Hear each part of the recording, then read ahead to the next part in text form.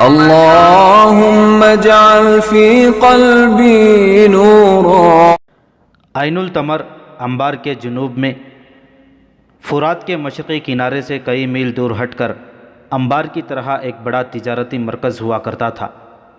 آج صرف ایک چشمہ اس کی نشانی رہ گئی ہے۔ اس زمانے میں اس شہر کا تجارتی رابطہ دنیا کے چند ایک دوسرے ملکوں کے ساتھ بھی تھا۔ قلعہ مضبوط اور شاندار تھا۔ وہاں کا حاکم اور قلعہ دار ایک فارسی سالار مہران بن بہرام چوبین تھا۔ مہران دیکھ رہا تھا کہ مسلمان فارس کی فوج کو ہر میدان میں شکست دیتے آ رہے ہیں، اور جو قلعہ ان کے راستے میں آتا ہے وہ ریت کا گھروندہ ثابت ہوتا ہے۔ اس نے تہیہ کر لیا تھا کہ مسلمانوں کو شکست دے کر فارس کی تاریخ میں نام پیدا کرے گا۔ اس نے یہ بھی دیکھ لیا تھا کہ فارس کی فوج مسلمانوں کو روکنے میں نہ صرف ناکام رہی ہے بلکہ سپاہیوں نے اپنے اوپر مسلمانوں کی دہشت طاری کر لی ہے۔ اس خطرے کو ختم کرنے اور اپنی نفری بڑھانے کے لیے اس نے عیسائی اور دیگر عقیدوں کے قبیلوں کو عین التمر میں اکٹھا کر لیا تھا۔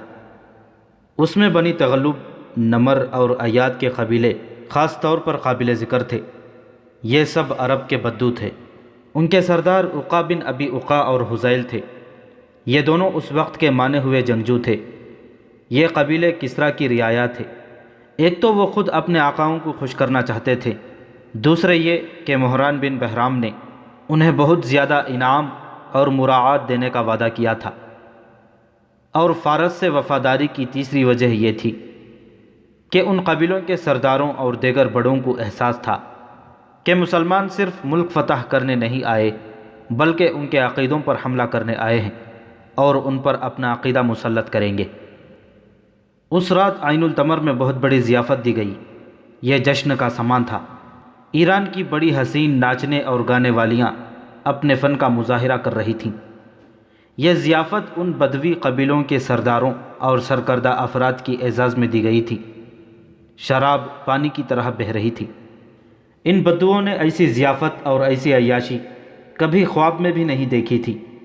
بڑی خوبصورت اور جوان عورتیں انہیں شراب پلا رہی تھیں اور ان کے ساتھ فحش حرکتیں بھی کر رہی تھیں۔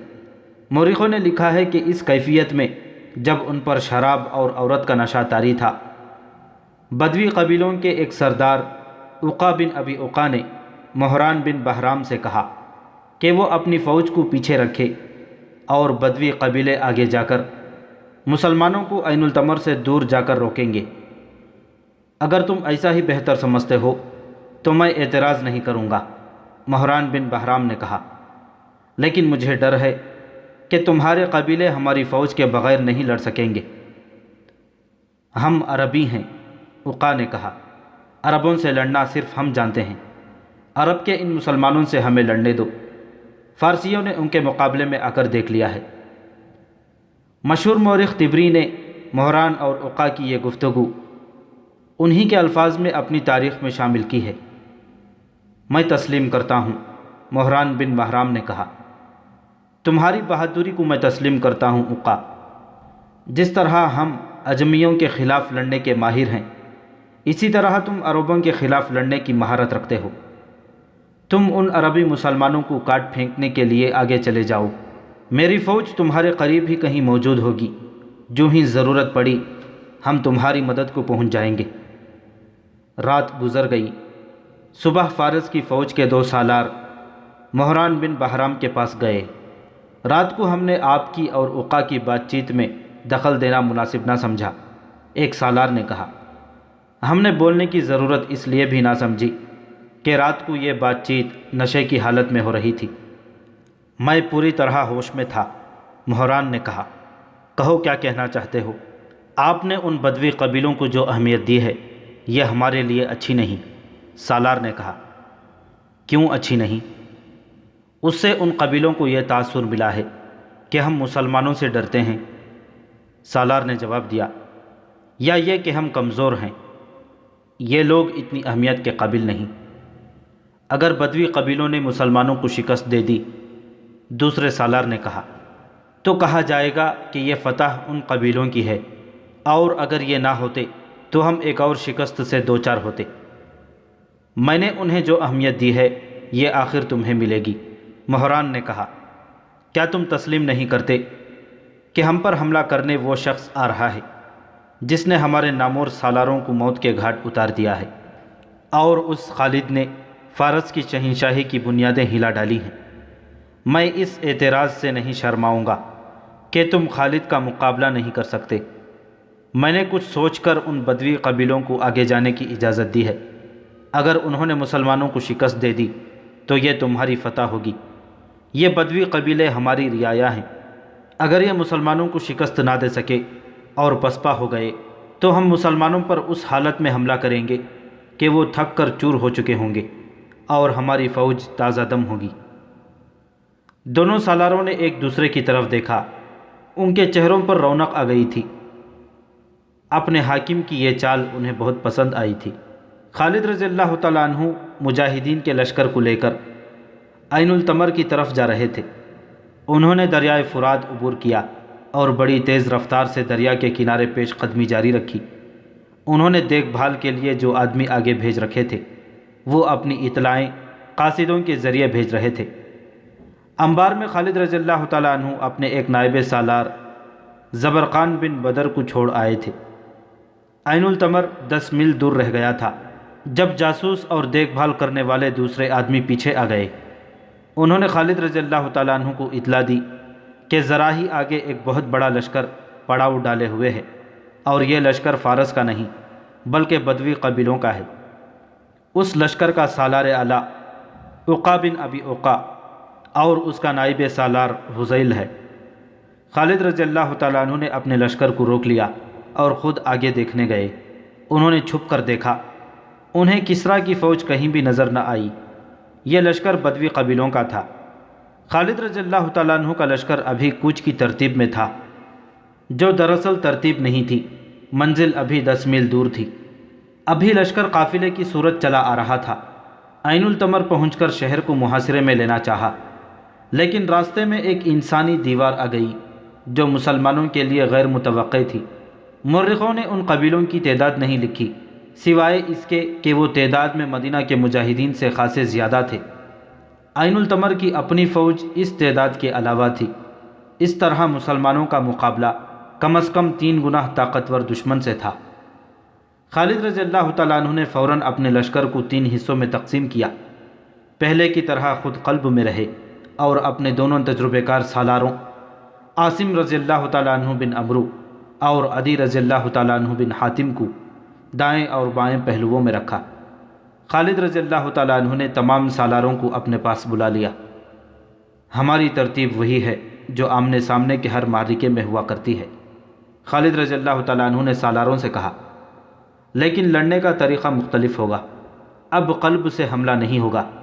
میرا اشارہ ملتے ہی دونوں پہلو دشمن کے پہلوؤں پر حلہ بول دیں اور وہاں دشمن کو پوری طرح الجھا لیں۔ تھوڑی دیر بعد اس طرح پیچھے ہٹیں کہ دشمن کو یہ تاثر ملے کہ تم پسپا ہو رہے ہو۔ تھوڑا سا پیچھے آ کر پھر آگے بڑھو اور پھر پیچھے ہٹو۔ اس طرح دشمن کے پہلوؤں کو آپس میں الجھائے رکھنا کہ اپنے قلب کی انہیں ہوش نہ رہے۔ میں سیدھا دشمن کے قلب پر حملہ کروں گا، لیکن کچھ دیر بعد تم دونوں اس کوشش میں رہنا کہ دشمن کے پہلوؤں سے اس کے قلب کو مدد نہ مل سکے۔ ولید کے بیٹے، دشمن کی طرف سے للکار سنائی دی، آنکھیں کھول، دیکھ تیری موت تجھے کس کے سامنے لے آئی ہے۔ میں عقا ہوں، عقا بن ابی عقا۔ ولید کا بیٹا دیکھ چکا ہے۔ خالد رضی اللہ تعالیٰ عنہ نے گھوڑے پر سوار ہو کر اور رکابوں میں کھڑے ہو کر للکار کا جواب دیا، تیری مکروہ آواز سنے بغیر دیکھ لیا ہے۔ کیا کسریٰ کے سالاروں نے محل میں ناچنا اور گانا شروع کر دیا ہے کہ اس کی لڑائی تم لڑنے آئے ہو؟ ابن ولید، عقا کی للکار بلند ہوئی، کیا تو زندہ واپس جانے کا خواہش مند نہیں؟ میں زندہ واپس جاؤں گا، خالد رضی اللہ تعالیٰ عنہ نے گلا پھاڑ کر کہا، خدا کی قسم تیرے سر کو تیرے جسم سے الگ کر کے جاؤں گا۔ حضرت خالد اپنے سالاروں کی طرف متوجہ ہوئے۔ رب کعبہ کی قسم، خالد رضی اللہ تعالیٰ عنہ نے کہا، میں عقا کو زندہ پکڑوں گا، پھر اسے زندہ نہیں رہنے دوں گا۔ تم سب اپنے اپنے دستوں تک پہنچو اور سب کو بتاؤ کہ آج تمہارا مقابلہ دو فوجوں کے ساتھ ہے۔ ایک یہ فوج ہے جو تمہارے سامنے سیاہ پہاڑ کی مانند ہے، اور ایک وہ فوج ہے جو شہر کے اندر ہے یا کہیں روپوش ہے، اور نہ جانے کس طرف سے تم پر حملہ کر دے گی۔ سب کو بتا دو کہ آج جس نے پیٹھ دکھائی وہ اللہ کو منہ دکھانے کے قابل نہیں رہے گا۔ مورخ لکھتے ہیں کہ مدینہ کے مجاہدین مسلسل لڑ رہے تھے اور کوچ کر رہے تھے، اور ان کی تعداد بھی کم تھی۔ عین التمر میں دشمن کو للکار کر خالد رضی اللہ تعالیٰ عنہ بظاہر غلطی کر رہے تھے، لیکن خالد رضی اللہ تعالیٰ عنہ کے چہرے پر سنجیدگی ضرور تھی، پریشانی کی ہلکی سی بھی جھلک نہیں تھی۔ انہیں دشمن للکار رہا تھا۔ خالد رضی اللہ تعالیٰ عنہ نے اشارہ دے دیا۔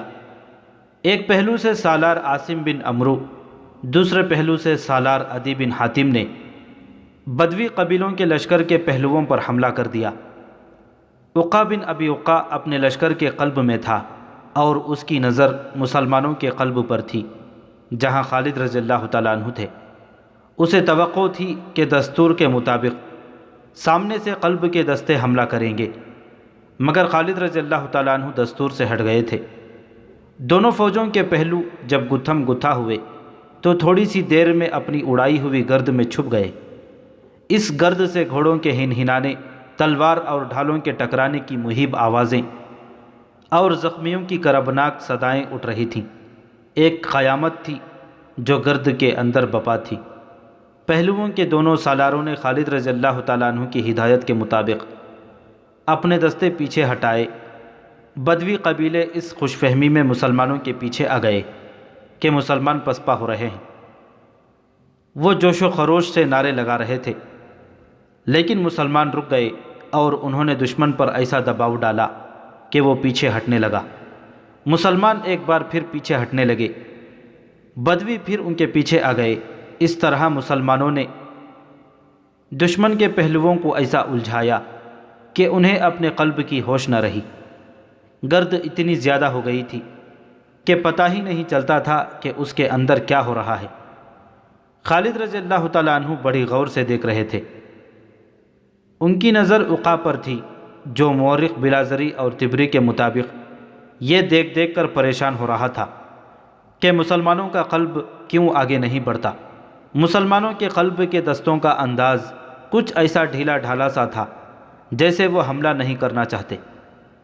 عقا بن ابی عقا نے جب مسلمانوں کے قلب کے دستوں کو اس لا تعلقی کی سی حالت میں دیکھا تو اس نے مسلمانوں کے پہلوؤں کے دستوں کو کچلنے کے لیے قلب سے خاصی نفری اپنے پہلوؤں کی مدد کے لیے بھیج دی۔ خالد رضی اللہ تعالیٰ عنہ اسے اسی دھوکے میں لانا چاہتے تھے جس میں وہ آ گیا۔ خالد رضی اللہ تعالیٰ عنہ نے اپنے محافظوں کو ساتھ رکھا۔ انہیں وہ بتا چکے تھے کہ عقا کو زندہ پکڑنا ہے۔ خالد رضی اللہ تعالیٰ عنہ نے قلب کے دستوں کو دشمن کے قلب پر حملے کا اشارہ دے دیا۔ عقا کے لیے یہ حملہ اچانک اور غیر متوقع تھا۔ خالد رضی اللہ تعالیٰ عنہ اپنے محافظوں سے عقا اور اس کے محافظوں کو گھیرے میں لے لیا۔ عقا کے محافظ بے جگری سے لڑ رہے تھے، مسلمانوں کو وہ قریب نہیں آنے دے رہے تھے۔ عقا ان کے درمیان میں تھا۔ مسلمانوں کے دستوں نے بدوی قبائلوں کے پاؤں اکھاڑ دیے۔ عقا بھاگ نکلنے کی کوشش کر رہا تھا۔ سامنے آ عقا! خالد رضی اللہ تعالیٰ عنہ نے اسے للکارا، تو مجھے قتل کرنا چاہتا تھا۔ بعض مورخوں نے لکھا ہے کہ خالد رضی اللہ تعالیٰ عنہ نے کمند پھینک کر عقا کو پکڑ لیا، لیکن مورخوں کی اکثریت کی تحریروں سے پتہ چلتا ہے کہ عقا خالد رضی اللہ تعالیٰ عنہ کی للکار پر مقابلے میں آ گیا۔ دونوں گھوڑوں پر سوار تھے۔ عقا کو تاریخ نے ماہر جنگجو اور تیغ زن قرار دیا ہے۔ مستند یہی ہے کہ خالد رضی اللہ تعالیٰ عنہ اور عقا کے درمیان بڑا سخت مقابلہ ہوا۔ حضرت خالد کو اللہ کے رسول صلی اللہ علیہ وسلم نے اللہ کی تلوار کا خطاب عطا کیا تھا۔ انہوں نے عقا کا ہر وار بچایا اور موقع کی تلاش میں رہے۔ انہیں جو ہی موقع ملا عقا کو گھوڑے سے گرا دیا۔ خالد رضی اللہ تعالیٰ عنہ اپنے گھوڑے سے کود کر اترے۔ عقا ابھی سنبھل ہی رہا تھا کہ حضرت خالد کی تلوار کی نوک عقا کے پہلو کے ساتھ لگ چکی تھی۔ اس کے ساتھ ہی خالد رضی اللہ تعالیٰ عنہ کے 3-4 محافظوں نے برچھیوں کی انیا عقا کے جسم کے ساتھ لگا دیں۔ عقا نے ہتھیار ڈال دیے۔ اس کے کئی محافظ ہلاک اور زخمی ہو چکے تھے، جو بچ گئے وہ بھاگ اٹھے۔ فوراً یہ خبر تمام بدوی قبائل تک پہنچ گئی کہ ان کا سردار اعلیٰ عقا ہتھیار ڈال چکا ہے۔ یہ افواہ بھی پھیل گئی کہ عقا مارا گیا ہے۔ ادھر مسلمانوں کے سالار عاصم اور عدی دشمن کے پہلوؤں کے دستوں کا بہت نقصان کر چکے تھے۔ اس خبر کے ساتھ ہی کہ عقا پکڑا گیا یا مارا گیا ہے، پہلوؤں کے سپاہی پسپا ہونے لگے۔ تھوڑی دیر تک صورتحال یہ ہو گئی کہ بدوی ایک ایک دو دو عین التمر کی طرف بھاگے جا رہے تھے۔ عقا خالد رضی اللہ تعالیٰ عنہ کا قیدی تھا، لیکن وہ پریشان نہیں تھا۔ اسے توقع تھی کہ عین التمر کی فارسی فوج اس کی مدد کے لیے پا بارکاب ہوگی اور آ ہی رہی ہوگی۔ وہ مسلمانوں کی حالت دیکھ دیکھ کر خوش ہو رہا تھا۔ مسلمان تھک کر نڈھال ہو چکے تھے۔ خالد رضی اللہ تعالیٰ عنہ نے اپنے قاصدوں کو بلایا۔ تمام سالاروں اور کمانڈروں کو پیغام دو کہ بدوی لشکر کی پسپائی کو ابھی اپنی فتح نہ سمجھیں۔ خالد رضی اللہ تعالیٰ عنہ نے قاصدوں سے کہا، ابھی مال غنیمت کی طرف بھی نہ دیکھیں، ایک اور فوج آ رہی ہے، وہ تازہ دم ہوگی، اس کے مقابلے کے لیے تیار رہو۔ یہ تو معلوم ہی نہیں تھا کہ مہران بن مہرام کی فوج کس طرف سے آئے گی، یا وہ عین التمر میں قلعہ بند ہو کر لڑے گی۔ اس فوج پر نظر رکھنے کے لیے مثنی بن حارثہ اپنے چھاپہ مار دستے کے ساتھ عین التمر تک کے علاقے میں موجود اور متحرک تھا۔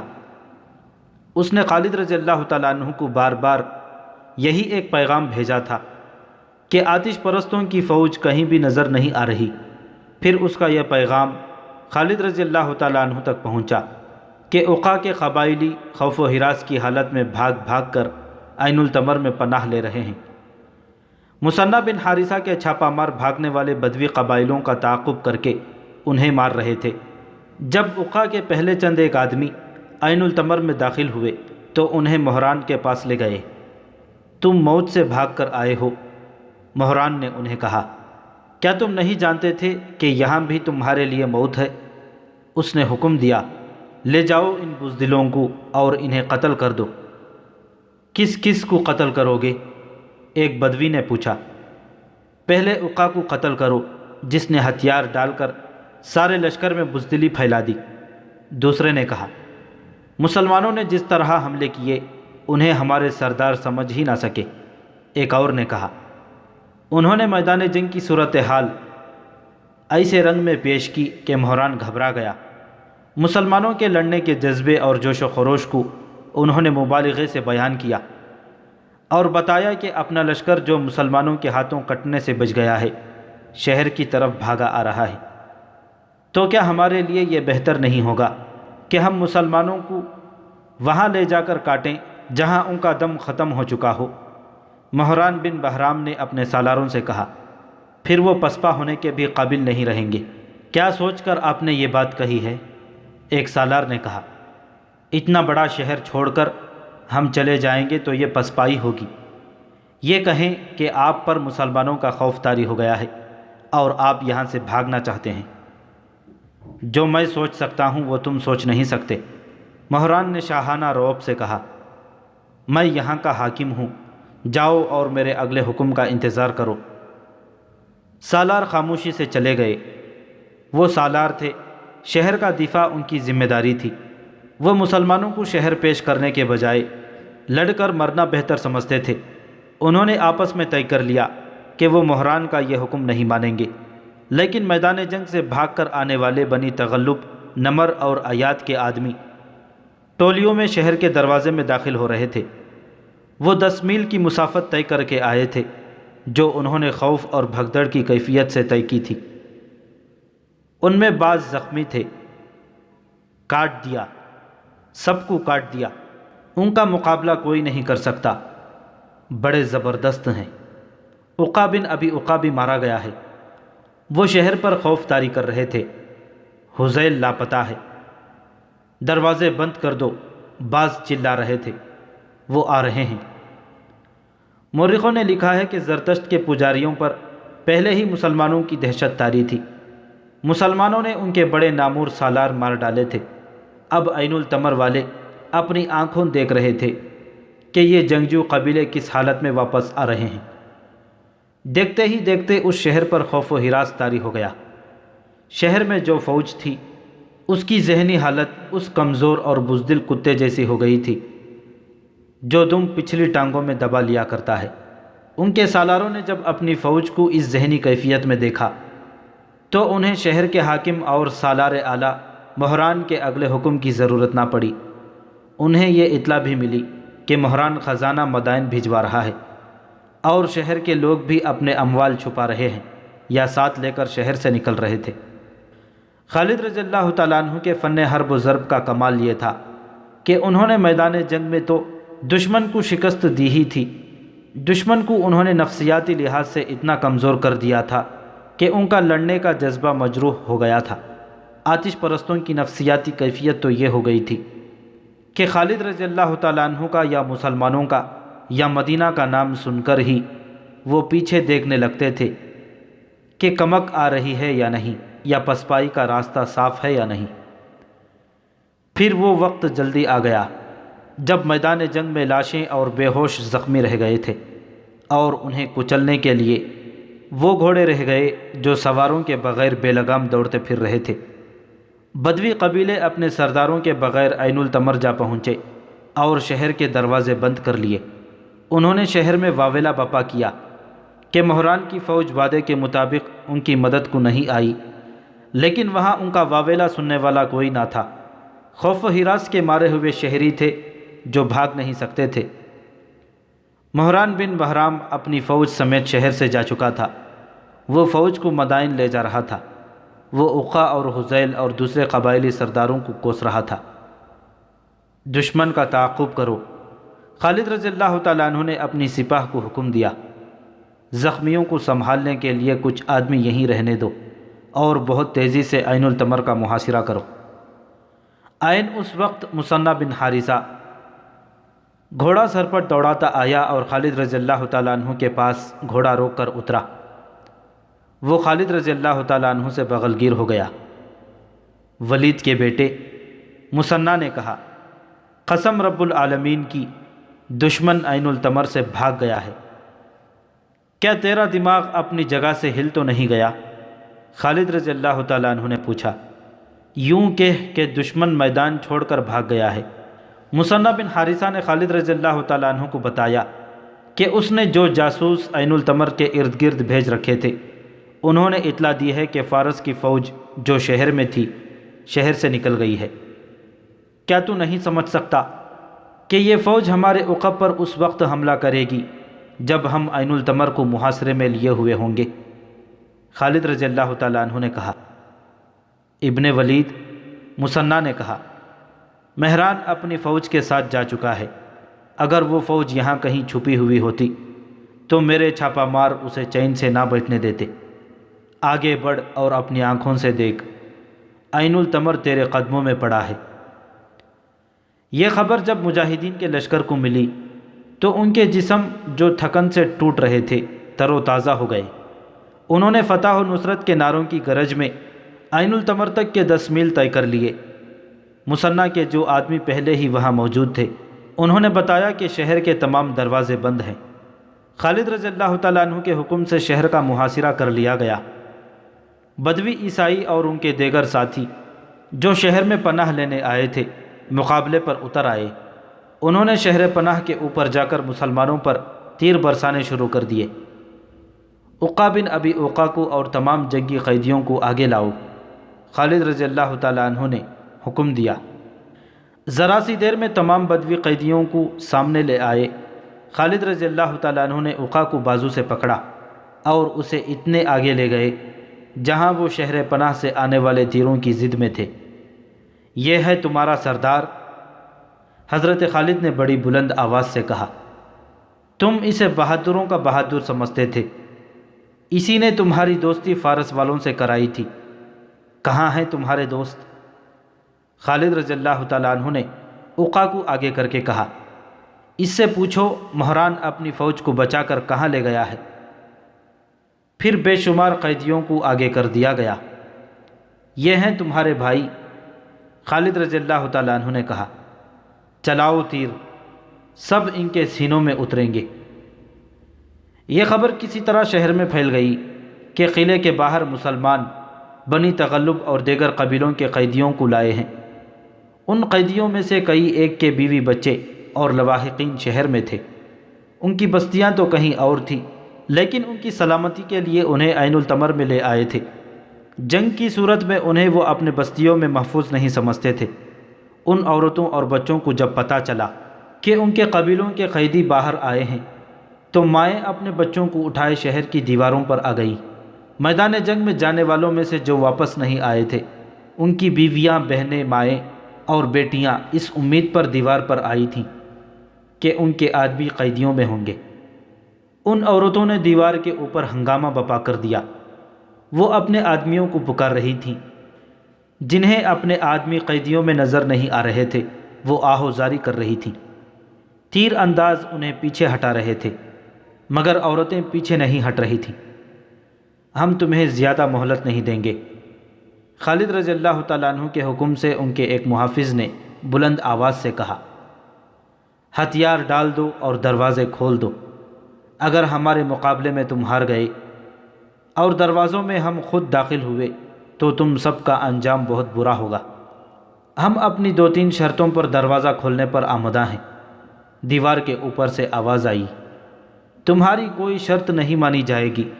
خالد رضی اللہ تعالیٰ عنہ کی طرف سے جواب ملا، ہتھیار ڈال دو، دروازے کھول دو، تمہاری سلامتی اسی میں ہے۔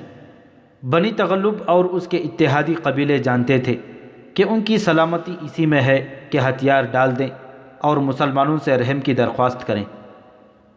چنانچہ انہوں نے دروازے کھول دیے اور مسلمان شہر میں داخل ہوئے۔ اس وقت کی تحریروں سے پتہ چلتا ہے کہ مسلمانوں نے کسی شہری کو پریشان نہیں کیا، البتہ مسلمانوں کے خلاف جو بدوی لڑے تھے ان سب کو قیدی بنا لیا گیا۔ یہ ان قیدیوں کے لواحقین پر منحصر تھا کہ وہ خالد رضی اللہ تعالیٰ عنہ کا مقرر کیا ہوا فدیہ ادا کر کے اپنے قیدیوں کو رہا کرا لیں۔ تمام شہر کی تلاشی لی گئی۔ شہر میں ایک عبادت گاہ یا درسگاہ تھی جس میں پادری بننے کی تعلیم دی جاتی تھی۔ اس وقت 40 نو عمر لڑکے زیر تعلیم تھے۔ ان سب کو پکڑ لیا گیا۔ ان میں سے اکثر نے بعد میں اسلام قبول کر لیا تھا، اور ان میں سے ایک کو تاریخ اسلام کی ایک نامور شخصیت کا باپ ہونے کا شرف حاصل ہوا تھا۔ اس لڑکے کا نام نصیر تھا۔ اس نے اسلام قبول کیا اور ایک مسلمان عورت کے ساتھ شادی کی جس نے موسیٰ بن نصیر کو جنم دیا۔ یہ موسیٰ بن نصیر شمالی افریقہ کے امیر مقرر ہوئے۔ انہوں نے ہی طارق بن زیاد کو اندلس فتح کرنے کو بھیجا تھا۔ 2-3 متعصب مورخوں نے لکھا ہے کہ خالد رضی اللہ تعالیٰ عنہ نے بنی تغلب، نمر اور ایاد کے ان تمام آدمیوں کو قتل کر دیا جو ان کے خلاف لڑے تھے۔ یہ ایک مفروضہ ہے جو خالد رضی اللہ تعالیٰ عنہ کو بدنام کرنے کے لیے گڑھا گیا تھا۔ مورخوں کی اکثریت نے ایسے قتل عام کا ہلکا سا بھی اشارہ نہیں دیا۔ محمد حسین ہیکل نے متعدد تاریخوں کے حوالے سے لکھا ہے کہ عقا بن ابی عقا کو کھلے میدان میں لا کر خالد رضی اللہ تعالیٰ عنہ نے اپنا عہد پورا کرتے ہوئے اس کا سر تن سے کاٹ ڈالا۔ خالد رضی اللہ تعالیٰ عنہ نے اعلان کیا تھا کہ بدوی غیر مشروط طور پر ہتھیار ڈال دیں تو وہ بڑے برے انجام سے محفوظ رہیں گے۔ دشمن نے مسلمانوں کی شرائط پر ہتھیار ڈالے تھے، ان کے قتل عام کا سوال ہی پیدا نہیں ہوتا تھا۔ عین التمر کی فتح کے بعد خالد رضی اللہ تعالیٰ عنہ نے پہلا کام یہ کیا کہ انبار اور عین التمر کا مال غنیمت اکٹھا کر کے مجاہدین میں تقسیم کیا اور خلافت کا حصہ الگ کر کے ولید بن عقبہ کے سپرد کیا کہ وہ مدینہ امیر المؤمنین کو پیش کریں۔ انہوں نے امیر المؤمنین کے لیے ایک پیغام بھی بھیجا۔ ولید بن عقبہ نے مدینہ پہنچ کر امیر المؤمنین حضرت ابوبکر صدیق رضی اللہ تعالیٰ عنہ کو انبار اور عین التمر کی لڑائی اور فتح کی تفصیل سنائی، مال غنیمت پیش کیا، پھر خالد رضی اللہ تعالیٰ عنہ کا پیغام دیا۔ پہلے سنایا جا چکا ہے کہ خلیفۃ المسلمین ابوبکر صدیق رضی اللہ تعالیٰ عنہ نے خالد رضی اللہ تعالیٰ عنہ کے لیے حکم بھیجا تھا کہ وہ ایاز بن غنم رضی اللہ تعالیٰ عنہ کے انتظار میں ہیرا میں رکے رہیں۔ اس وقت ایاز رضی اللہ تعالیٰ عنہ دومت الجندل میں لڑ رہے تھے، لیکن لڑائی کی صورتحال ایاز رضی اللہ تعالیٰ عنہ کے لیے اچھی نہ تھی۔ خالد رضی اللہ تعالیٰ عنہ نے خلافت کے حکم کو نظر انداز کر دیا اور ہیرا سے کوچ کر کے انبار کو محاصرے میں لے لیا، فتح پائی، پھر عین التمر کا معرکہ لڑا اور کامیابی حاصل کی۔ خالد رضی اللہ تعالیٰ عنہ نے اپنے پیغام میں کہا تھا کہ وہ ہیرا میں بیٹھے رہتے تو فارس والوں کو اپنی شکستوں سے سنبھلنے کا اور جوابی حملے کی تیاری کا موقع مل جاتا۔ خالد رضی اللہ تعالیٰ عنہ کی کوشش یہ تھی کہ دشمن کو کہیں بھی قدم جمانے کا اور جوابی وار کرنے کا وقت نہ مل سکے۔ انہوں نے آتش پرستوں کی فوج کو نفسیاتی لحاظ سے کمزور کر دیا۔ خالد رضی اللہ تعالیٰ عنہ نے امیر المؤمنین کی حکم عدولی تو کی تھی، لیکن عملاً ثابت کر دیا کہ یہ حکم عدولی کتنی ضروری تھی۔ ایاز بن غنم رضی اللہ تعالیٰ عنہ ابھی تک دومت الجندل میں پھنسے ہوئے تھے اور ان کی کامیابی کی توقع بہت کم تھی۔ خالد نے جو مناسب سمجھا وہ کیا۔ خلیفہ ابوبکر صدیق رضی اللہ تعالیٰ عنہ نے ولید بن عقبہ سے کہا، اس نے جو سوچا تھا وہی ہوا۔ ایاز کی طرف سے جو اطلاعیں آ رہی ہیں وہ امید افزا نہیں۔ دومت الجندل پر ہمارا قبضہ بہت ضروری تھا، لیکن اب مجھے ایاز کے متعلق تشویش ہونے لگی ہے۔ ابن عقبہ، تم عین التمر واپس نہ جاؤ، دومت الجندل چلے جاؤ اور وہاں کی صورتحال دیکھ کر خالد کے پاس جاؤ اور اسے کہو کہ ایاز کی مدد کو پہنچے۔ ولید بن عقبہ روانہ ہو گئے۔ ایاز بن غنم خود بھی پریشان تھے۔ ان کے ساتھ جو سالار تھے وہ انہیں کہہ رہے تھے کہ اس صورتحال سے نکلنے کے لیے مدد کی ضرورت ہے، ورنہ شکست کا خطرہ صاف نظر آ رہا تھا۔ آخر مورخ طبری اور ابو یوسف کی تحریروں کے مطابق ایاز بن غنم رضی اللہ تعالیٰ عنہ نے خالد رضی اللہ تعالیٰ عنہ کو ایک تحریری پیغام بھیجا جس میں انہوں نے اپنی مخدوش صورتحال اور اپنی ضرورت لکھی۔ ولید بن عقبہ بھی ایاز رضی اللہ تعالیٰ عنہ کے پاس پہنچ گئے۔ ان کا جلدی پہنچنا آسان نہ تھا۔ مدینہ سے دومت الجندل کا فاصلہ 300 میل سے کچھ کم تھا اور زیادہ تر علاقہ صحرائی تھا۔ پہنچنا جلدی تھا۔ ولید جب ایاز کے پاس پہنچے تو وہ جیسے ہوش و حواس میں نہیں تھے۔ انہوں نے آرام کی نہ سوچی۔ ایاز رضی اللہ تعالیٰ عنہ کی صورتحال دیکھی۔ میں نے خالد کو مدد کے لیے کل ہی پیغام بھیجا ہے۔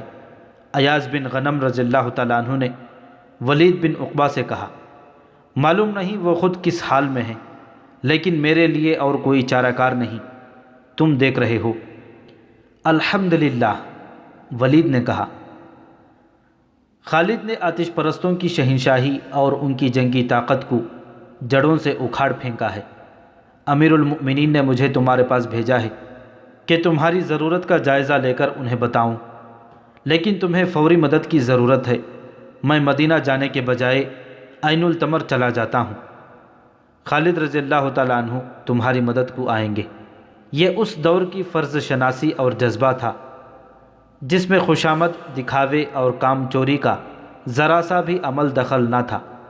ولید بن عقبہ نے یہ نہ سوچا کہ وہ واپس مدینہ جائیں اور خلیفہ کے حکم کے مطابق انہیں اپنی کارگزاری بڑھا چڑھا کر سنائیں اور ساتھ یہ کہیں کہ حضور، ایاز تو بڑا نالائق سالار ہے، اگر اس کی جگہ میں ہوتا تو یوں کرتا۔ مگر ولید نے دیکھا کہ صورتحال مخدوش ہے تو وہ اپنے حاکم خود بن گئے اور مدینہ کے بجائے عین التمر کو گھوڑا دوڑا دیا۔ ان کے سامنے پورے 300 میل صحرائی مسافت تھی۔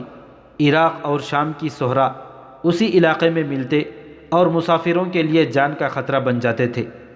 ولید نے اپنے گھوڑے پر، اپنے آپ پر، اپنے 4 محافظوں اور ان کے گھوڑوں پر یہ ظلم کیا کہ کم سے کم آرام کے لیے کہیں رکے۔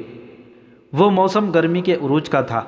مہینہ اگست 633 عیسوی کا تھا۔ دومت الجندل بہت بڑا تجارتی شہر تھا۔ دور دراز ممالک کے تاجر یہاں آیا کرتے تھے۔ تجارت کے علاوہ یا تجارت کی بدولت اس شہر کو دولت اور زر و جواہرات کا مرکز سمجھا جاتا تھا۔